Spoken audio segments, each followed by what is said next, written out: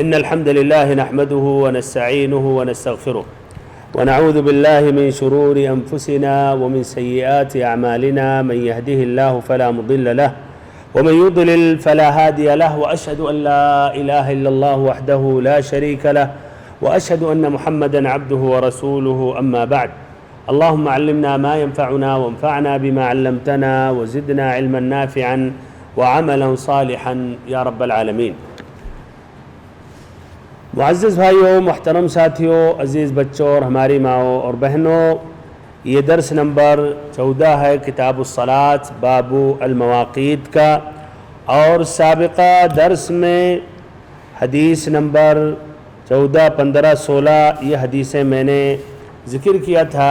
جس طرح کہ ابن حجر رحمہ اللہ نے باب المواقیت میں ذکر کیا اختصاراً، وَلَهُ یعنی امام مسلم روایت کرتے ہیں عقبہ ابن عامر رضی اللہ عنہ سے 3 ساعات كان رسول الله صلی اللہ علیہ وسلم ينهانا أن نصلي فيهن وأن نقبر فيهن موتانا حين تطلع الشمس بازغة حتى ترتفع وحين يقوم قائم الظهيرة حتى تزول الشمس وحين تتضيف الشمس للغروب.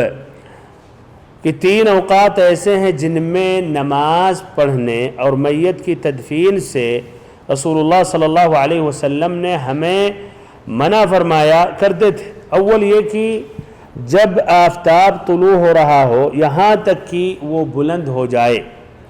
دوم، جب دوپہر کو سورج سیدھا کھڑا ہو، جب دوپہر کو سورج سیدھا کھڑا ہو جب تک کہ ڈھل نہ جائے. اور سوم، جس وقت سورج غروب ہونے کے لیے جھک جائے. والحكم الثاني عند الشافعي من حديث أبي هريرة رضي الله عنه بسند ضعيف وزاد إلا يوم الجمعة.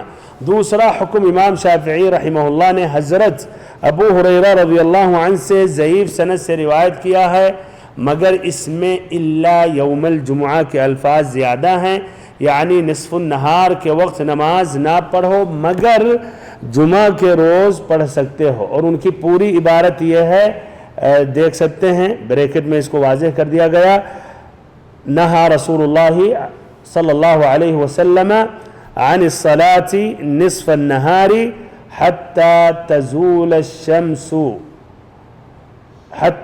الشمس الا یوم الجمعہ. پوری حدیث امام شافعی کے پاس کس طرح ہے کہ نبی صلی اللہ علیہ وسلم نے نصف النہار سے مراد کیا، یعنی وہی زوال کا جو وقت ہے، آپ صلی اللہ علیہ وسلم نے نماز پڑھنے سے منع کیا یہاں تک کہ شمس زائل ہو جائے، مغرب کی طرف مائل ہو جائے، سوائے جمعہ کے دن. یہ پوری حدیث کا جو لفظ ہے امام شافعی رحمہ اللہ کے پاس. وَكَذَا لِأَبِي دَاوُدَ عَنْ أَبِي قَتَادَةَ نَحْوُهُ. ابن حجر رحمہ اللہ نے مزید تقویت کے لیے ذکر کیا کہ ایسے ہی ابو ہریرہ رضی اللہ عنہ کی حدیث کی طرح ابو داود نے بھی روایت کی ہے ابو قتادہ سے، یعنی جمعہ کے دن مستثنی ہے. دوپہر کے وقت یا نصف النہار یا زوال کے وقت سے پہلے یہ وقت ممنوع نہیں ہے، جبکہ باقی 6 دنوں میں یہ وقت نہیں ہے. یہ حدیث کے متعلق الفاظ، تخریج وغیرہ بات پوری ہو گئی، یا بات یہاں تک پہنچی وحین تضیف الشمس للغروب، یا ایسے ہی وحین تتضیف الشمس للغروب. دونوں یہ روایتیں مروی ہیں، دونوں الفاظ تضیف الشمس یا تتضیف الشمس للغروب، یعنی جب سورج غروب کی طرف، مغرب کی طرف مائل ہو جائے تو تضیف الشمس یعنی مائل ہونا. والحکم الثانی عند الشافعی. دوسرا جو حکم ہے اس مسئلے میں امام شافعی رحمہ اللہ کے نزدیک وہ کیا ہے؟ یہ جو حدیث مروی ابو ہریرہ رضی اللہ عنہ سے، اس میں جمعہ کے دن کو مستثنی کیا گیا ہے، یعنی تمام دنوں میں اوقات نہیں. کتنے ہیں؟ 3. ایک، سورج جب ڈوبنے لگے یہاں تک کہ ڈوب جائے. نمبر 2، جب سورج کا طلوع ہو یہاں تک کہ طلوع ہو جائے، ظاہر ہو جائے. اور نمبر 3 کیا ہے کہ جب بیچ آسمان میں کھڑا ہو جائے، یعنی منتصف النہار میں زوال سے پہلے کا جو وقت ہے، یہ تمام دنوں کے لیے ہے، جس طرح کی حدیث مسلم کی روایت ہے۔ لیکن دوسرا جو حکم ہے، اس لیے اور روایتیں آتی ہیں، اس میں جمعہ کے دن کو مستثنیٰ کیا گیا ہے۔ تو اس طرح تیسرا جو وقت ہے منتصف النہار، یہ جمعہ کے لیے یہ حکم نہیں ہے۔ جمعہ کے دن اوپن ہے، کھلا ہے، نماز پڑھ سکتے ہیں، وقت نہیں ہے، ممنوع وقت نہیں ہے۔ زوال سے پہلے، زوال کے وقت، زوال کے بعد، یہ کیا جمعہ کے دن مستثنیٰ ہے۔ اور وہ روایت کیا ہے؟ ابو ہریرہ رضی اللہ عنہ کی جو حدیث ہے بسند ضعیف، لیکن کہتے ہیں ابن حجر رحمہ اللہ یہ سند ضعیف ہے اور اس کی وضاحت ہو گئی۔ ایسے ہی کہتے ہیں ابو داؤد نے بھی روایت کی ابو قتادہ رضی اللہ عنہ سے نحوہ، ایسے اس میں بھی حکم آیا ہے کہ جمعہ کا دن مستثنیٰ ہے۔ ہمارا خیال بات واضح ہو رہی ہے، یہ سمجھنا ضروری ہے تاکہ اس کے بعد جو اصل مقصد ہے یہ حدیث پیش کرنے کی کہ اس میں جو مستنبط فائدے ہیں، جو مسائل ہیں، اس کو ہم اچھی طرح سمجھ سکیں۔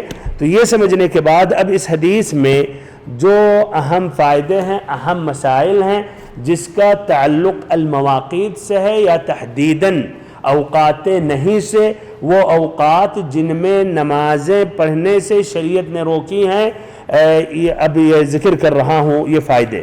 تو پہلا مسئلہ، پہلا سبق یہ ہے کہ ان احادیث سے یہ بات واضح ہوئی کہ نماز ان اوقات میں ممنوع ہے، اور نماز پڑھنے سے ان اوقات میں روکا گیا، اور ایسے ہی مردوں کو دفن کرنے سے۔ تو یہ تین اوقات ہیں جن میں نماز پڑھنے سے روکا گیا اور ایسے ہی مردوں کو دفن کرنے سے روکا گیا۔ اس کے کتنے اوقات ہیں اس حدیث کی روشنی میں؟ تین اوقات۔ تو یہ تین اوقات جو ہیں اس میں نماز پڑھنے سے روکا گیا، اور کس سے؟ مردوں کو دفن کرنے سے۔ تو پہلا فائدہ سبق یہ ہے کہ اس حدیث کی روشنی میں تین اوقات ہیں جس میں نماز پڑھنا ناجائز ہے، اور ایسے ہی مردوں کو بھی دفن کرنا ناجائز ہے۔ وہ تینوں اوقات کیا ہیں؟ نمبر 1 اور دوپہر کے وقت زوال سے پہلے، صحیح۔ تو پہلا وقت ہے کہ سورج جب طلوع ہو، یا ابتدا طلوع، شروعات جب طلوع سورج کا وہ یہ دائرہ جو ہے آپ دیکھ رہے نکل رہا، تو یہ کیا ہے؟ یہ پہلا وقت ہے، یہاں تک کہ کیا طلوع ہو جائے، بلند ہو جائے، یہاں تک کہ بلند ہو جائے۔ تو ابتدائے طلوع سے لے کر یہاں تک کہ وہ بلند ہو جائے۔ لیکن کتنی اس کی مقدار ہے؟ سابقہ بھی حدیث میں اس کا ذکر کیا گیا، 1 تیر یا ایسے ہی 1 نیزہ یا 2 نیزہ کی مقدار، 1 نیزہ یا 2 نیزہ کے مقدار، جس طرح کی کچھ روایتوں میں آتا ہے، اور اس کی روایت طبرانی نے کی ہے المعجم الکبیر میں، ایسے عبد الرزاق نے الی آخری۔ روایت میں سند کے اعتبار سے کلام ہے، لیکن تحدید اس لیے آ گئی ہے تو اہل علم نے اس کو لیا ہے۔ تو پہلا وقت ابتدائے طلوع سے لے کر یہاں تک کہ بلند ہو جائے، اس کی مقدار کیا ہے؟ 1 نیزہ یا 2 نیزہ۔ چلیے 1 نیزہ 2 نیزہ یہ تو آدمی اگر دیکھ رہا اس کے اعتبار سے، لیکن آج کل یہ بھی، آج کل گھڑی، ٹائم، یہی آسان ہے۔ سب یہی سوال کریں گے کہ آپ یہ نیزہ تیر وغیرہ چھوڑے، ٹائم سے آپ بتائیے کتنا منٹ؟ تو کتنا منٹ؟ 12 منٹ، احتیاطاً 15 منٹ، کچھ اہل علم نے 20 کہا ہے، 12 منٹ کافی ہے، لیکن احتیاطاً 15 منٹ پکڑ لینا چاہیے۔ تو سورج طلوع ہونے، اشراق کا جو کیلنڈروں میں لکھا ہوتا ہے، اس کے 15 منٹ کے بعد نوافل پڑھنا چاہیے۔ اچھا، یہ پہلا وقت۔ اور دوسرا وقت کیا ہے؟ حين تطلع الشمس بازغة حتى ترتفع وحين يقوم قائم الظهيرة حتى تزول الشمس۔ تو دوسرا وقت کیا ہے؟ دوپہر کو سورج سیدھا کھڑا ہو جب تک کہ ڈھل نہ جائے۔ منتصف النہار میں زوال سے پہلے، مغرب کی طرف سورج کو ڈھلنے سے پہلے کا جو وقت ہے یہ کیا ہے؟ وقت نہیں ہے، اس میں نماز پڑھنا ناجائز، اور ایسے کیا مردوں کو دفن کرنا یہ ناجائز ہے۔ اور اس کی بھی مقدار بیان کی گئی، کتنا اس کا ٹائم ہے، کتنا وقت ہے؟ کیلنڈروں میں جو اذان کا ٹائم ہے اس سے کتنا منٹ پہلے؟ 5 منٹ، اور کچھ اہل علم 3 کہتے ہیں، 5 پکڑ لینا چاہیے۔ تو یہ اس 5 منٹ پہلے نماز نہیں پڑھنی چاہیے۔ تیسرا وقت کیا ہے؟ وحین تتضیف الشمس للغروب، جب سورج غروب ہونے کے لیے جھک جائے، سورج جھک جائے اور اب یہ سورج ڈوب رہا ہے، آہستہ آہستہ اس کا قرص غائب ہو رہا ہے، تو یہ کیا ہے؟ یہ ایسا وقت ہے جس میں نماز پڑھنا ناجائز ہے، مردوں کو دفن کرنا۔ تو یہ کتنے اوقات ہیں؟ 3 اوقات۔ اس حدیث میں 3 اوقات کا ذکر آیا ہے۔ سابقہ بھی حدیث کو اگر سامنے لایا جائے تو اس حدیث کو سامنے رکھیں گے تو اوقات نہیں کتنا ہو جائے گا؟ ہاں سابقہ حدیث دیکھیں یا بھول گئے؟ سابقہ حدیث میں 2 اور اوقات کا بیان ہے، وہ کیا وقت ہے؟ سابقہ میں 2 وقت کا بیان ہے، تو ان تینوں کے ساتھ لیا جائے گا تو کتنا ٹوٹل ہو جائے گا؟ 5۔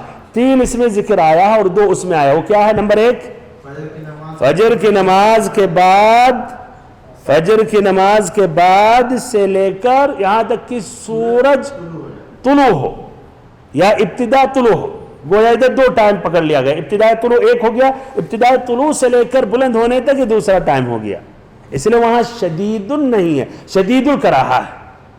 اور 5واں وقت کیا ہے؟ عصر کی نماز کے بعد، 5واں وقت عصر کی نماز کے بعد سے لے کر یہاں تک کہ سورج ڈوبنے لگے، تو اس طرح تفصیلاً کتنا وقت ہو جائے گا؟ 5 وقت۔ اچھا، انہی 5 اوقات میں آپ دیکھ رہے ہیں کہ 2 اوقات حقیقت میں جڑے ہیں، متصل ہیں۔ پہلا وقت فجر کی نماز کے بعد سے لے کر یہاں تک کہ سورج کا ابتدا طلوع ہو، پھر دوسرا وقت ہے ابتدائی طلوع سے لے کر یہاں تک کہ بلند ہو جائے، اس کو 2 مانا گیا ہے۔ اور ایسے ہی تیسرا وقت جو منتصف النہار ہے، پھر چوتھا جو وقت ہے عصر کی نماز کے بعد سے لے کر یہاں تک کہ سورج ڈوبنے لگے، یعنی شروعات، ابتدا۔ اور 5واں وقت کیا ہے؟ سورج جب ڈوبنے لگے، اس کا قرص غائب ہو آہستہ آہستہ یہاں تک کہ مکمل غائب ہو جائے۔ تو یہ 5 تفصیلاً ہے، لیکن اگر اس کو اختصاراً بیان کیا جائے اجمالاً تو کتنا وقت ہو جائے گا؟ 3 وقت، ماشاءاللہ۔ پہلا وقت فجر کی نماز کے بعد یہاں تک کہ سورج 1 یا 2 نیزہ کی اونچائی پر آ جائے، یعنی اشراق کے 15 منٹ کے بعد، اور دوسرا وقت منتصف النہار زوال سے پہلے، اور تیسرا وقت عصر کی نماز کے بعد سے لے کر یہاں تک کہ سورج مکمل غائب ہو جائے۔ یہ پہلا سبق اور پہلا فائدہ اس حدیث میں۔ اب دوسرا جو سبق ہے وہ یہ ہے، اس حدیث کے ظاہری الفاظ سے یہ بات واضح ہو رہی ہے کہ ان اوقات میں، یہ 3 اوقات ہیں، یہ 3 اوقات خاصتاً، ان تینوں اوقات میں نماز پڑھنا ناجائز ہے، چاہے وہ نماز فرض ہو یا نفل ہو۔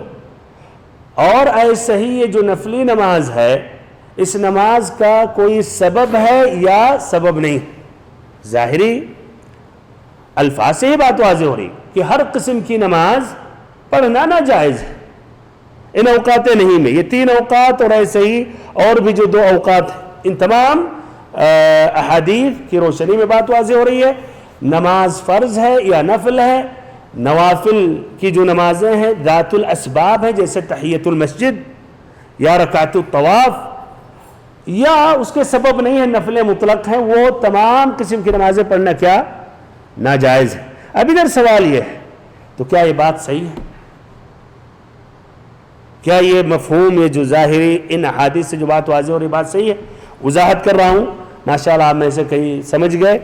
جمہور اہل علم نے کہا یہ احادیث اور اس طرح جو حدیثیں آ رہی ہیں اوقات نہیں میں، ان احادیث کو ان نماز پر حمل کیا جائے گا، یعنی ان احادیث سے کہا جائے گا کہ وہ نمازیں مراد ہیں جو نماز نفل مطلق ہیں، مطلق عام جو نمازیں ہیں، نفل مطلق جس کی کوئی تحدید نہیں ہے، جتنی بھی پڑھ سکتے ہیں آپ، جیسے کہ عشاء کی نماز کے بعد سے لے کر فجر تک جتنی بھی رکعتیں پڑھ سکتے ہیں، ظہر کی نماز کے بعد سے لے کر عصر تک، ایسے ہی سورج کے طلوع ہو جانے کے بعد، بلند ہو جانے کے بعد سے لے کر ظہر کی اذان سے پہلے تک، یہ اوقات کیا ہیں؟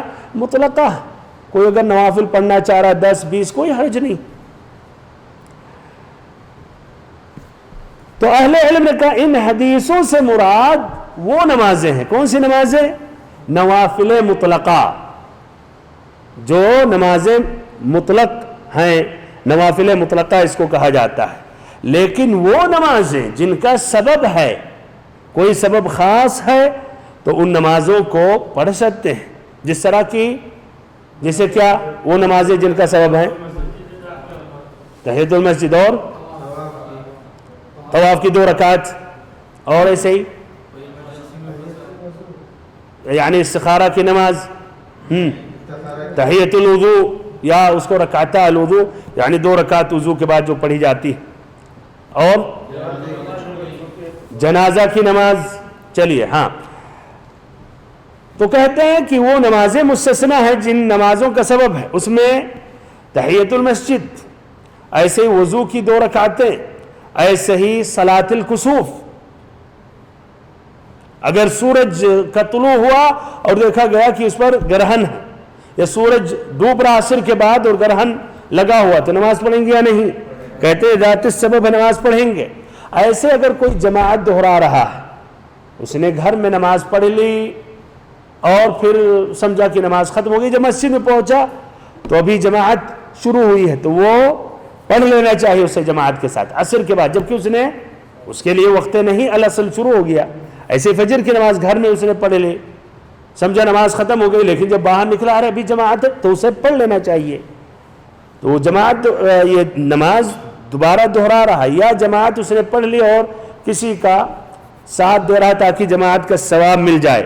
ایسے ہی صلاۃ الجنازہ، ایسے ہی فجر کے بعد اگر یاد آیا کہ وتر کی نماز اس نے کل رات میں اس نے نہیں پڑھی ہے تو اس کو قضا کر لے گا، لیکن قضا کرے گا تو وتر نہیں پڑھے گا، یعنی اگر 3 وتر پڑھتا ہے تو 4 کر کے پڑھے گا. ایسے ہی صلاۃ الاستخارہ، ایسے ہی نمبر 8 رکعتي الطواف.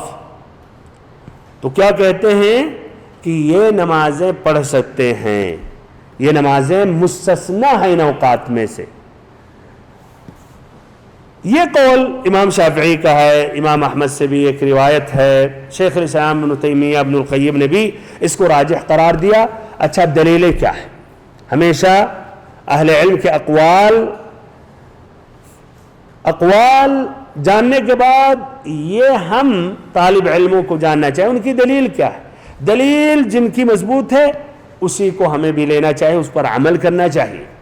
تو ان کی دلیل یہ ہے کہ ہاں اس مسئلے میں کئی حدیثیں ہیں کہ ان اوقات نہیں میں نمازیں نہ پڑھی جائیں، لیکن ان احادیث سے یا ان احادیث میں یہ جو نہیں آئی ہے کہ ایسے اوقات میں نماز نہیں پڑھو، تخصیص داخل ہو گئی ہے. ان حدیثوں میں تخصیص داخل ہو گئی، یعنی اور حدیثوں سے کہا جائے گا، سامنے رکھی جب جائیں گی تو کہا جائے گا یہ نمازیں مستثنیٰ ہیں اوقات نہیں سے. تو یہ حدیث جو عام ہے اس میں تخصیص داخل ہو گئی، بمعنی ان احادیث کو علی اطلاقی عموم پر نہیں لیا جائے گا کہ پوری نمازیں کسی بھی قسم کی نمازیں نہیں پڑھ سکتے ہیں، بلکہ ان میں اور جو حدیثیں ہیں، جو خاص حدیثیں آ گئی ہیں، یہ کہا جائے تخصیص داخل ہو گئی اور ان نمازوں کو آپ پڑھ سکتے ہیں. تو کہتے ہیں اس میں تخصیص داخل ہو گئی، اور اس کی مثالیں جس طرح کہ میں نے ابھی ذکر کیا. مثلا وہ آدمی جس کی نماز چھوٹ گئی اور مغرب سے پہلے آنکھ اس کی کھلی، یا ایمرجنسی میں پھنسا ہوا تھا، ڈاکٹر تھے، کوئی ایسا مریض آ گیا مشکل حالت میں ہے، اس کو اگر چھوڑ دے تو جان جا سکتی ہے یا کافی تکلیف میں پڑ سکتا ہے، تو وہاں کیا وہ اس میں لگ گئے. اور پھر جب گھڑی دیکھا تو اب صرف 5 منٹ باقی ہے، یا کہیے 7 منٹ باقی ہے. جلدی سے انہوں نے وضو کیا اور اس کے بعد صرف 3 ہی منٹ باقی رہا. 3 منٹ میں اب انہوں نے نماز پڑھیں گے یا نہیں پڑھیں گے؟ یا کہیں گے وقت نہیں ہے نماز پڑھیں گے؟ اچھا دلیل کیا کہ نماز پڑھیں گے؟ حدیث گزر گئی ماشاءاللہ جزاک اللہ خیرن. آپ صلی اللہ علیہ وسلم نے فرمایا, بخاری مسلم کی حدیث ہے, من ادرک رکعتا من الصبح قبل ان تطلع الشمس فقد ادرک الصبح ومن ادرک رکعتا من العصر قبل ان تغرب الشمس فقد ادرک العصر. جس نے ایک رکعت فجر کی نماز میں سے پا لیا سورج کے طلوع سے پہلے, یعنی پھر دوسری رکعت اس نے سورج کے طلوع کے بعد مکمل کیا تو اسے فجر کی نماز مل گئی. اس نے دیکھیں ایک رکعت, دونوں رکعت وقت نہیں میں اس نے پڑھی, اور دوسری رکعت تو سورج کے طلوع ہونے کے وقت جو شدید الکراہہ ہے. اور ایسے ہی عصر میں بھی سورج ڈوبنے سے پہلے جو ایک رکعت جس نے پا لیا, یعنی دوسری رکعت یا تیسری اور چوتھی پھر سورج ڈوبنے کے بعد اس نے مکمل کیا تو اس نے عصر کی نماز یعنی اداءً اس نے پالی, جس طرح کی اس کی وضاحت کی گئی. تو دیکھیے اب ہمارے بھائی جو کہتے ہیں نہیں یہی حدیث ہے, کوئی بھی نماز ناجائز ہے, درست نہیں ہے, تو اس حدیث کا کیا جواب دیں گے؟ اسی لیے سبحان اللہ ایک مسئلے میں مختلف حدیثوں پر نظر ڈال کر اہل علم کیا وہ فوائد اور مسائل استنباط کرتے ہیں. صرف ایک حدیث لے لیں اور پھر اس کو آپ قاعدہ کلیہ اجماع سمجھتے ہوئے اور احادیث کو چھوڑ دیں, یہ صحیح منہج نہیں. اچھا تو دیکھیے ادھر تخصیص داخل ہو گئی ان حدیثوں میں یا نہیں؟ تخصیص داخل ہو گئی, گویا مستثنا ہو گئی یہ نماز. ایسی دوسری مثال لے لیں, اگر کوئی بندہ سو گیا, اس میں یہ حدیث آتی من نسی صلاۃ فلیصلی من نام عن صلاۃ او نسیها فلیصلیها اذا ذکرها, کہ جب کوئی بندہ کسی نماز میں سو گیا اور ایسے ہی یا بھول گیا تو جب اسے یاد آئے تو اس وقت پڑھ لے, اس وقت پڑھ لے. تو اگر سورج طلوع ہونے سے پہلے اور ایسے ہی طلوع ہو رہا یاد آ گیا تو اسے پڑھ لینا چاہیے. سورج ڈوبنے والا ہے تو اس کو پڑھ لینا چاہیے. یہ بھی بات سابقہ بات سے متصل ہے تقریباً, یا ملتی جل رہی ہے یا مل جل رہی ہے. تیسری مثال تحیۃ المسجد, صحیح امام بخاری امام مسلم کی روایت ہے ابو قتادہ رضی اللہ عنہ سے کہ نبی صلی اللہ علیہ وسلم نے فرمایا اذا جاء احدکم المسجد فلا يجلس حتى يصلي ركعتين, تم میں سے کوئی شخص جب مسجد میں داخل ہو تو بغیر 2 رکعت نماز پڑھے ہوئے نہ بیٹھے. اب اگر آپ نے اپنی مسجد میں فجر کی نماز جماعت کے ساتھ پڑھ لی تو اب وقت نہیں داخل ہو گیا ہے کہ نہیں. دوسری مسجد میں گئے, مثلا تحفیظ حلقہ تحفیظ ہے یا درس علم ہے, تو آپ 2 رکعت نماز پڑھیں گے یا نہیں پڑھیں گے؟ پڑھیں گے تحیۃ المسجد. ایسے ہی نمبر 4 رکعت الطواف, 2 رکعت جو طواف کے ہیں, اور اس پر مستقل ایک حدیث آئے گی. نبی صلی اللہ علیہ وسلم نے فرمایا, جس طرح سنن کی روایت امام احمد کی جبیر بن مطعم رضی اللہ عنہ سے, کہ نبی صلی اللہ علیہ وسلم نے فرمایا یا بنی عبد مناف لا تمنعوا احدا طاف بهذا البيت وصلى اية ساعة شاء من ليل او نهار, کہ اے بنی عبد مناف یا اے بنی عبد مناف جو وہاں کے ذمہ دار تھے, کسی کو بھی کسی بھی وقت میں طواف کرنے سے اور نماز پڑھنے سے مت روکو. اس سے واضح ہوا کبھی بھی طواف بندہ کر سکتا ہے اور 2 رکعت طواف کا پڑھ سکتا ہے. آپ نے نہیں کہا عصر کے بعد منع کر دو, عصر کے بعد منع کرو, ظہر سے پہلے, فجر کے بعد منع کرو, عصر کے بعد منع کرو یا ظہر سے. آپ نے کہا جب بھی پڑھے, جب بھی پڑھنا چاہے, یعنی طواف کرنے کے بعد. ایسے ہی اگر جماعت دہرا رہا ہے, مثلا گھر میں اس نے نماز پڑھ لی پھر مسجد میں پہنچا, جس طرح کہ میں نے شروع میں ذکر کیا, اس کی دلیل یہ ہے اور یہ آئندہ احادیث میں اس کا ذکر ہوگا. 2 شخص اپنے گھروں میں یا انہوں نے خیمے میں نماز پڑھ لیا, پھر مسجد میں آئے, نبی صلی اللہ علیہ وسلم نے فجر کی نماز کے بعد دیکھا کہ وہ دونوں کھڑے ہیں, تو آپ نے بلایا تو کہا ہم نے اپنے روم میں یا کہیں اپنے خیمے میں پڑھ لیا.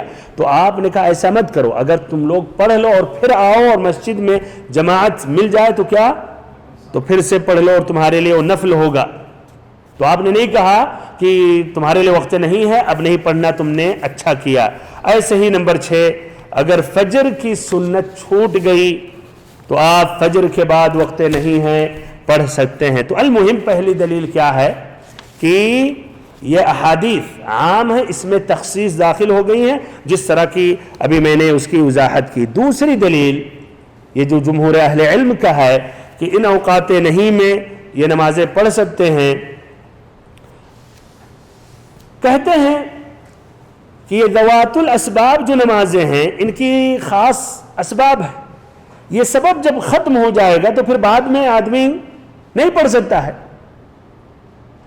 بخلاف سنن جو مطلقہ ہیں اس کا الحمدللہ وقت کافی طویل ہے۔ تو ذوات الاسباب، اسباب ختم ہو جانے سے نماز بھی آپ کی پھر ختم ہو جائے گی اور چلی جائے گی، اسی لیے جب سبب ہے تو نماز پڑھ لیں، بخلاف جو سنن یا نوافل مطلقہ ہے۔ اور اگر اس طرح منع کیا گیا ایک مسلمان کو پڑھنے سے تو حقیقت میں اس طرح بہت سی نمازوں سے اس کو روکا جائے گا اور بہت سے ثواب اور ایسے نماز کے جو فضائل ہیں اس سے وہ محروم ہو جائے گا۔ تو یہ ہے پہلا قول۔ اب دوسرا قول کیا ہے؟ دوسرا قول کیا ہوگا کہ اوقات نہیں میں کوئی بھی نماز نہیں پڑھ سکتے، مطلقاً نہیں پڑھ سکتے ہیں، ذوات الاسباب نمازیں ہوں یا غیر ذوات الاسباب، نوافل مطلقہ ہوں یا ذوات الاسباب، وہ نمازیں جن کے اسباب ہیں جس طرح کی مثالیں گزر گئی۔ اور یہ مذہب کن کا مذہب ہے، کن کا قول ہے؟ ابو حنیفہ، احناف کا ہے، مالکیہ کا، امام احمد سے بھی یہ مشہور ہے۔ سبحان اللہ، دیکھیں امام احمد سے بھی یہ مشہور ہے۔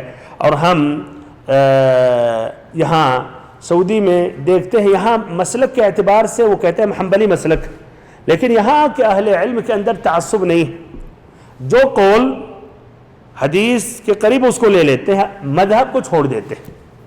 یہاں جو مشائخ ہیں جن کے دروس میں گیا ہوں اور جاتا ہوں، جو معروف ہے حیات کبار العلماء بھی حدیث کے روشنی میں الحمدللہ فتویٰ دیتے جو اقرب الی الصواب ہو، چاہے وہ احناف کا مسلک ہو یا حنابلہ کا مسلک ہو، مالکیہ کو ہو، شافعیہ کو ہو، جن کا بھی ہو۔ بہرحال آئندہ درس میں ذکر کروں گا ان کی دلیلیں کیا ہیں، پھر راجح قول کیا ہے یہ بھی واضح کروں گا۔ اللہ تعالیٰ سے اخیر میں دعا کرتا ہوں کہ اللہ تعالیٰ ہم سبھی کو علم نافع عطا کرے اور ہم سبھی کو صراط مستقیم پر چلائے۔ وصلی اللہم وسلم وبارک وانعم علی عبدک ورسولک محمد۔